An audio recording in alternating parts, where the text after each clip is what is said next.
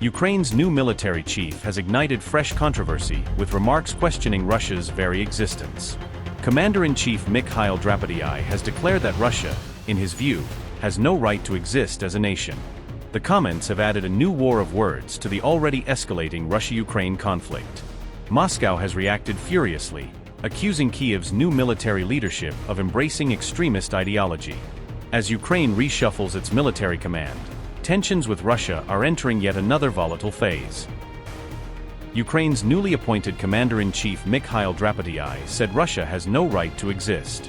The remarks come from an interview recorded in 2023 that has only now been made public, according to RT. Mikhail Drapatyi said, and I quote, "We see that you cannot call them neighbors. It is a nation, together with its leadership, that has no right to exist." Over thousands of years, nothing has changed there in civilizational terms, neither its mentality nor its imperial ambitions. That is why the population there lacks a Ukrainian national consciousness. That's my opinion. It seems that too little attention was paid there to Ukrainization. Unquote. Drapatyi also made controversial remarks about residents of Donetsk and Luhansk. He claimed the regions had long been dominated by settlers and criminal elements. The Ukrainian commander argued that many people in Donbas lacked a Ukrainian national identity. He also claimed that too little Ukrainization had taken place across the region. According to Drapatyi, many residents simply did not care which country they belonged to. He further argued that dependence on state support had shaped attitudes across Donbas.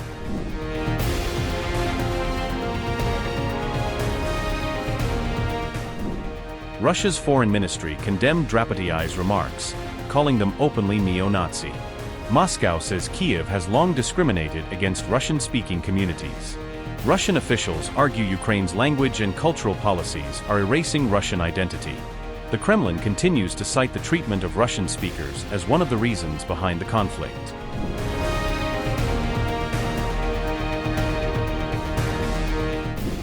Mikhail Drapatyi first rose to prominence during Ukraine's military campaign in Donetsk and Luhansk in 2014.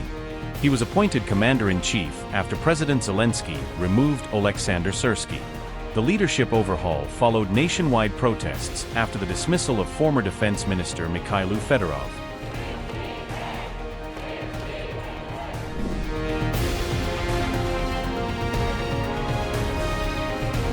Ukraine's wartime leadership crisis has reached a breaking point after days of public protests. President Volodymyr Zelensky dismissed Commander-in-Chief Oleksandr Syrskyi on July 21. The move followed mounting pressure after Defense Minister Mykhailo Fedorov was removed. Thousands of Ukrainians demanded Syrskyi's dismissal, calling for sweeping military reforms.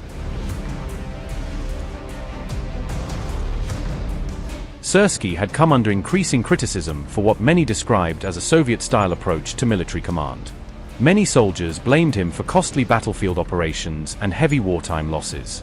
His growing conflict with former Defense Minister Mykhailo Fedorov became impossible for the government to ignore. Zelensky admitted Ukraine's top military leadership was no longer working together effectively. Fedorov pushed for faster military reforms and wider deployment of drones across the battlefield. He argued that modern warfare demanded innovation instead of outdated military doctrine. Much of the public rallied behind Fedorov's vision of a technology-driven Ukrainian army. His dismissal sparked the biggest wartime protests Ukraine has seen since the Russian invasion. Meanwhile, Zelensky appointed Major General Mikhail Drapatyi as Ukraine's new commander-in-chief. Dear Ukrainians, Ukrainian women, today there was another series of meetings with the commanders of the Army Corps, the Marine Corps, and the commander of the Operational Group East, Viktor Nikoliuk. In fact, we spoke with almost all levels of the senior commanders of the Army and the Defense and Security Forces of Ukraine in general, and we see a common position: Apostle, Beletsky, Horbeyshik, Obolensky, Brody, and others. I spoke with many. All priorities in the path of modernizing the army management have been analyzed. For the first time, I have determined that Mikhailo Drapatyi will become the new commander-in-chief of the Armed Forces of Ukraine. Together with Mikhailo, Yevhen, Kamara, and Pavlo Politsia, we determined how the configuration of the General Staff of the Armed Forces of Ukraine should be updated. The fact is that Oleksandr Syrskyi ensured Ukraine's results in the defense of Kyiv. In the Kharkov offensive operation, in the Kursk operation, a significant path has been traveled. The defense of Ukraine continues, and a decent attitude towards every warrior is needed. I am grateful to Oleksandr Syrskyi and to each of our warriors for Ukraine's strong frontline positions. I am grateful to Mikhailo Drapatyi, to him for exactly this perspective. Today, we spoke with Oleksandr Syrskyi and Andriy Natov about further formats of service and the proper handover of affairs. Second, we defined with Mikhailo Drapatyi which tasks must be implemented in the near future and in the medium term. Operations of the defense forces of Ukraine are ongoing and must continue steadily.